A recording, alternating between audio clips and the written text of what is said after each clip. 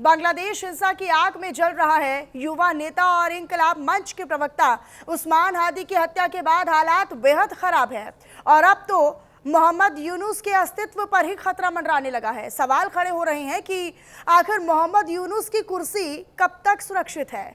क्या वो भी पूर्व पीएम शेख हसीना की तरह देश की सत्ता से बेदखल होने वाले हैं? ये सवाल इसीलिए क्योंकि बांग्लादेश में सत्ता को लेकर जो गहमा गहमी है उससे समीकरण बदलते हुए नजर आ रहे हैं, हालात बनते हुए नजर आ रहे हैं। जिन संगठनों ने शेख हसीना को सत्ता से हटा दिया था, जिनके दम पर मोहम्मद यूनुस को कुर्सी मिली थी, वही यूनुस की सत्ता को उखाड़ फेंकने की कसम खा रहे हैं। मोहम्मद यूनुस को अल्टीमेटम दिया जा रहा है। उस्मान हादी के संगठन इंकलाब मंच ने यूनुस को चेतावनी दी है कि अगर हादी के हत्यारों को पकड़ा नहीं गया तो बांग्लादेश में आंदोलन होगा, बड़ा आंदोलन। यूनुस को भी बांग्लादेश छोड़कर जाना होगा। और इस चेतावनी के बीच उस्मान हादी के भाई ने बड़ा दावा किया है। हादी के भाई ने आरोप लगाते हुए कह दिया है कि यूनुस सरकार ने मेरे भाई की हत्या करवाई। सवाल है कि क्या यूनुस सत्ता में बने रहने के लिए बांग्लादेश को तबाही की कगार पर लाकर खड़ा कर चुके हैं?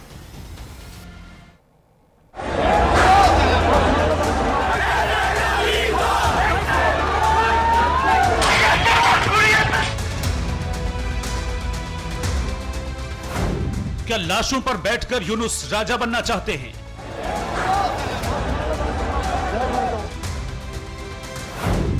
क्या चुनाव ना हो इसलिए अराजकता फैला रहे हैं? क्या सत्ता में बने रहने के लिए यूनुस हत्याएं करवा रहे हैं?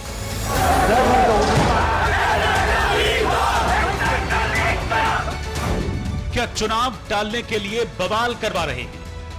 ये सवाल तब सुलगने लगे जब बांग्लादेश के युवा नेता और इकबाल मंच के प्रवक्ता उस्मान हादी की गोली मारकर हत्या कर दी गई। अब उस्मान के भाई ने सीधा आरोप लगाया है कि बांग्लादेश में चुनाव न हो इसीलिए बांग्लादेश की सरकार ने उस्मान हादी की हत्या कराई है। আপনারাই উসমান হাদিকে হত্যা করিয়েছেন, আবার আপনারা এটাকে ইস্যু করে নির্বাচন বানচাল করার চেষ্টা করতেছেন। আপনারা যারা রাষ্ট্র ক্ষমতায় থাকাকালীন অবস্থায় উসমান হাদিকে হত্যা করা হয়েছে, এই হত্যার দায় আপনারা এড়াতে পারবেন না। আপনারা যারা রাষ্ট্র ক্ষমতায় থাকাকালীন অবস্থায় উসমান হাদিকে হত্যা করা হয়েছে, এই হত্যার দায় আপনারা এড়াতে পারবেন না। আপনাদেরও বিচার হবে, আজ হোক 10 বছর পরে হোক, বিচারের কাঠগড়ায় আপনাদেরকে দাঁড়াতেই হবে। আপনারা যদি মনে করেন আর 2 মাস পরে রাষ্ট্র ক্ষমতা থেকে চলে যাবেন, বিদেশে চলে যাবেন, মনে রাখবেন এই দেশের জনতা আপনাদেরকে কাঠগড়ায় দাঁড় করাবে। शरीफ उमर हादी के साथ ही इकबाल मंच के सचिव अब्दुल्ला अल जावेर ने भी यूनुस को सीधी चेतावनी दी। जावेर ने कहा, इन लोगों को आसानी से भागने नहीं देंगे। अगर जिम्मेदारी नहीं निभाई तो फिर खून बहेगा और अगर एक बार खून बहने लगा तो फिर ये रुकेगा नहीं। रास्ता यही है, उस्मान हादी को मारने वालों को गिरफ्तार किया जाए। मोहम्मद यूनुस का बयानों वाला ड्रामा ज्यादा नहीं चलेगा और सरकार को आरोपियों के खिलाफ सख्त कार्रवाई करनी ही पड़ेगी। उस्मान हादी के संगठन इंकलाब मंच ने सीधी चुनौती देकर मोहम्मद यूनुस की मुश्किलें बढ़ा दी हैं। यूनुस के लिए संदेश साफ है कि अगर उस्मान हादी के हत्यारे पकड़े नहीं गए, हादी की हत्या की वजह पता नहीं चली, तो यूनुस को बांग्लादेश छोड़कर भागना होगा। 2024 का इतिहास दोहराया जाएगा। लेकिन अब यह भी समझ लीजिए, आखिर उस्मान हादी का संगठन मोहम्मद यूनुस पर सवाल क्यों खड़े कर रहा है? दरअसल उस्मान हादी पहले यूनुस के साथ ही था। उस्मान हादी ने शेख हसीना के तख्ता पलट में अहम भूमिका निभाई थी। यूनुस को सत्ता तक पहुंचाने में उस्मान की बड़ी भूमिका थी, लेकिन हाल के दिनों में वो यूनुस की नीतियों की आलोचना करने लगा था। उस्मान हादी खुद चुनाव लड़ने की तैयारी कर रहा था और चुनाव प्रचार के दौरान ही 12 दिसंबर को उस्मान हादी को अज्ञात हमलावरों ने गोली मार दी थी, जहां इलाज के दौरान हादी की मौत हो गई।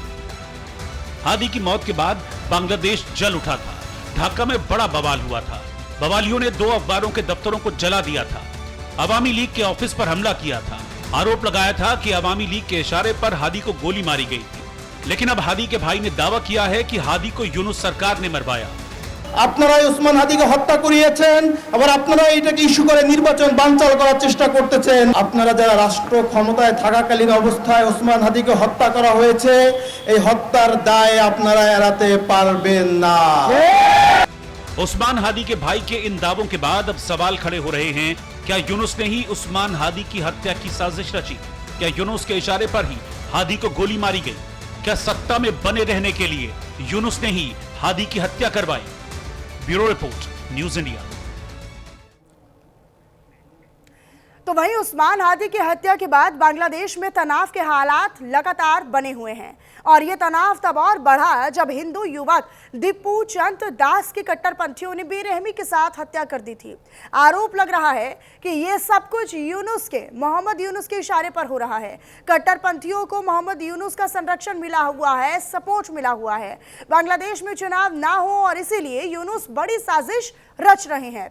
कट्टरपंथियों को हिंसा के लिए खुली छूट दे रहे हैं, लेकिन दीपू चंद दास की हत्या के बाद यूनुस पर इंटरनेशनल प्रेशर भी बढ़ने लगा है।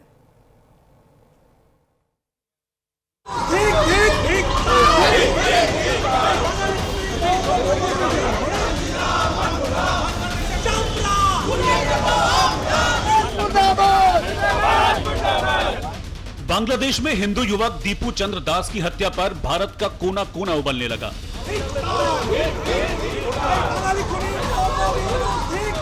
शहर शहर विरोध प्रदर्शन होने लगे। कोलकाता से लेकर लखनऊ तक मोहम्मद यूनुस के पुतले फूंके जाने लगे। बांग्लादेश में दीपू चंद दास की निर्मम हत्या पर अमेरिका तक यूनुस का विरोध होने लगा। इस बीच अमेरिकी सांसदों ने दीपू चंद्र दास की हत्या की कड़ी निंदा करते हुए यूनुस को नसीहत दी कि हिंदुओं की सुरक्षा के लिए सख्त कदम उठाएं। अमेरिकी सांसद राजा कृष्णमूर्ति ने दीपू चंद्र दास की हत्या को टारगेटेड हिंसा करार देते हुए गहरी नाराजगी जताई। उन्होंने कहा, मैं बांग्लादेश में हिंदू युवक दीपू चंद्र दास की भीड़ द्वारा की गई लक्षित हत्या से स्तब्ध हूं। यह हिंसा का वो कृत्य है जो देश में बढ़ती अस्थिरता के दौर में हुआ है। बांग्लादेश सरकार को पूरी ईमानदारी और पारदर्शिता के साथ जांच करनी चाहिए। सभी दोषियों को कानून के अनुसार कड़ी से कड़ी सजा दी जानी चाहिए। दीपू चंद्र दास की हत्या को लेकर जब यूनुस सरकार की इंटरनेशनल लेवल पर थू-थू होने लगी, पूरी दुनिया यूनुस को दुत्कारने लगी, तब जाकर मोहम्मद यूनुस ने हत्या के लगभग हफ्ते भर बाद अपना दूध भेजकर परिवार को आर्थिक सहायता देने का ऐलान किया।